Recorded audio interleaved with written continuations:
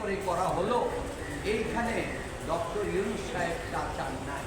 তাই আমরা মনে করি যে মহামান্য হাইকোর্টকে কালকে যখন কোর্ট বসবে, আজকে বসে নাই, আমরা ওনাকে অনুরোধ করব যে আপনি এটা পেন্ডিং, হাইকোর্টে পেন্ডিং, তো সেই পেন্ডিং থাকা অবস্থায় জজ সাহেব ওইটা যেহেতু তারা উইথড্র করছে, সেখানে উনি হয়তো এটা পেন্ডিং রেখে দিতে পারতেন, কারণ এটা নিয়েই উনি দিতে পারতেন, যেহেতু উইথড্র করেছে।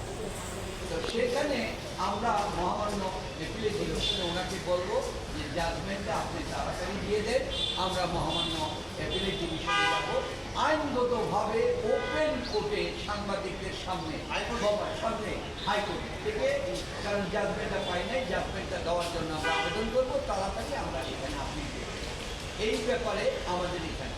তারপরে আমি ব্যক্তিগতভাবে আমার আইনজীবী হিসাবে, আমি একজন আইনজীবী হিসাবে আমি কতগুলি জরুরি কথা আপনাদেরকে বলতে চাই।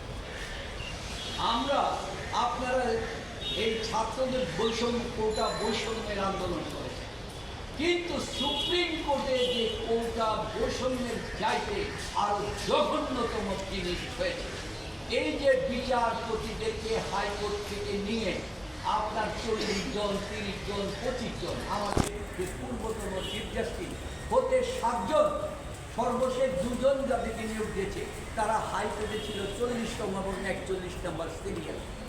এই যে 15টা বছর বিচারকদেরকে হাইকোর্টে যারা আসে তাদের একটা আকাঙ্ক্ষা থাকে, আমি বিচারপতি হিসাবে ভালো জাস্টিস দিব, আমি প্রমোশন পাবো।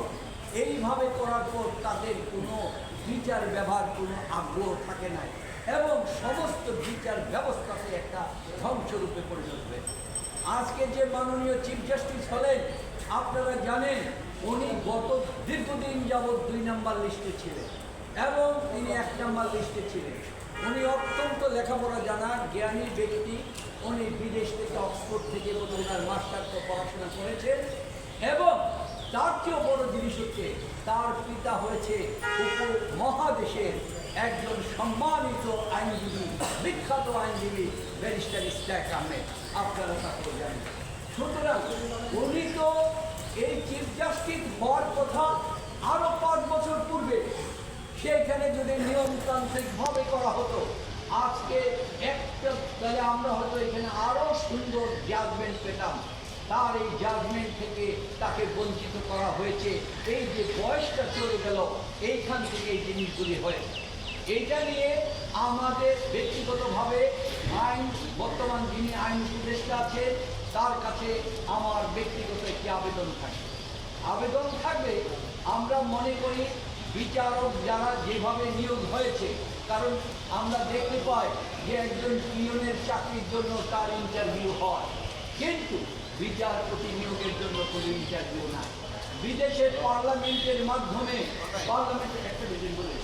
পার্লামেন্টের কমিটির মাধ্যমে বিচারপতি নিয়োগ করা হয়।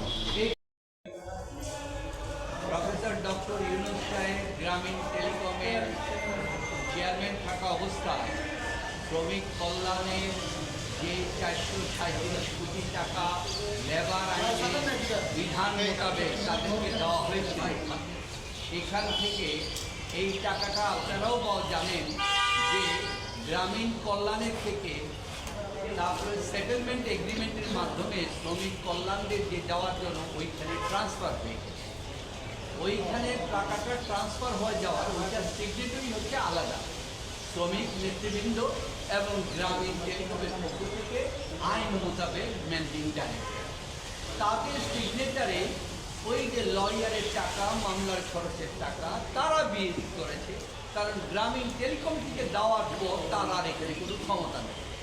কিন্তু সেইখানে তারা মিথ্যা কথা বলে ডক্টর ইউনূস সাহেব টাকা তসরুপ করছেন, মানি লন্ডারিং করেছেন এবং ওনার নির্দেশে হয়েছে। এইভাবে দুর্নীতি দমন কমিশন থেকে একটি মামলা দায়ের করা হয়েছে। এই মামলাটি থেকে ওনারা জামিন নিয়েছেন এবং চার্জ হিয়ারিংয়েও আমরা বলেছি যে এই মামলাটা আইনত চলে না। তারপরও নিম্ন বিজ্ঞ আদালত গত সরকারের আমলে চার্জ ফ্রেম করার পরে এইটাকে ওয়াশমেন্ট বাতিল করার জন্য আমরা মহামান্য হাইকোর্টে এসে আমরা কোয়াশমেন্টের কথা বলেছি, কোর্ট আমাদের বক্তব্যে সন্তুষ্ট হয়েছিলেন, কিন্তু তৎকালীন অ্যাটর্নি জেনারেল এবং অন্যান্য সরকারি কর্মকর্তাদের চাপের মুখে তিনি সেটা রায় ঘোষণা মৌখিক ঘোষণা করলেন যে রুল পর্যন্ত দিলেন। অন্যায় হলো এটা সাধারণ ব্যক্তিকে রুল দেয়, রুল না দিয়েও এটাকে আপনার বললেন যে ডিসচার্জ ঘোষণা। আর এখন পর্যন্ত আমরা ওই জাজমেন্টে তা কপি পাই নাই। আমরা বলছি যে আমরা এপিলেট ডিভিশনে যাব, কিন্তু গতকালকে আমরা আজকে নিউজে দেখতে পেলাম এবং আমরা কপিতেও পেলাম যে দুর্নীতি দমন কমিশন এই মামলাটাকে উইথড্র করেছে এবং গতকালকেই পিটিশন দিয়েছে এবং গতকালই নিম্ন আদালত মামলাটাকে চতুর্থ বিশেষ আদালত উইথড্র করে। এই বিষয়ে আমি সমস্ত আমাদের যারা আছে ওনাদের সাথে যোগাযোগ করেছি, এই জন্যই আপনাদের কাছে আসতে একটু দেরি হলো যে এই ব্যাপারে আপনারা জানেন কি। তারা বললে যে আমরা এই ব্যাপারে কিছু জানি না। গ্রামীণ টেলিকমের পক্ষ থেকে এই যে মামলাটা উইথড্রয়ের ব্যাপারে কোনো কিছু জানানো হয় নাই। এখন গ্রামীণ টেলিকমের পক্ষ থেকে সবার বক্তব্য হলো, আপনারা যে রাতারাতি মামলাটা উইথড্র করে ফেললেন, আমাদের এই যে ব্যক্তিদের বিরুদ্ধে মিথ্যা অভিযোগ দিয়ে জাতীয়ভাবে তাদেরকে চোর বলে, তাদেরকে আত্মসাধী বলে, মানি লন্ডারিং বলে, সারা পৃথিবীতে দেশের প্রতিটা মানুষের কাছে মিথ্যা জিনিস দিয়ে অপমানিত করলেন, সম্মানহানি করলেন। এই যে সম্মানহানি করলেন, আজকে আপনারা এসে তাড়াতাড়ি এখানে মামলাটি উদ্ধার করে। এই বিষয়টা ডক্টর মোহাম্মদ ইউনূস সাহেব, আমি আপনারা প্রথম থেকেই দেখেছেন উনি আইনের প্রতি শ্রদ্ধাশীল। তিনি বলেছেন, এখনও বলছেন, আমার প্রতিটি মামলা আইনগত পদ্ধতির মাধ্যমে চলবে, আইনের মোকাবেলা করেই তিনি করবেন। তাই কালকের এই যে জিনিসটা হয়েছে আমরা এটাতে অবগত না এবং এই বিষয়টি সম্পর্কে আমরা জানি না, কারণ আমরা এটা পেলে আমরা মহামান্য সুপ্রিম কোর্টে আমরা লিভ টু আপিলে যাব, সেটা আমাদের প্রশ্ন।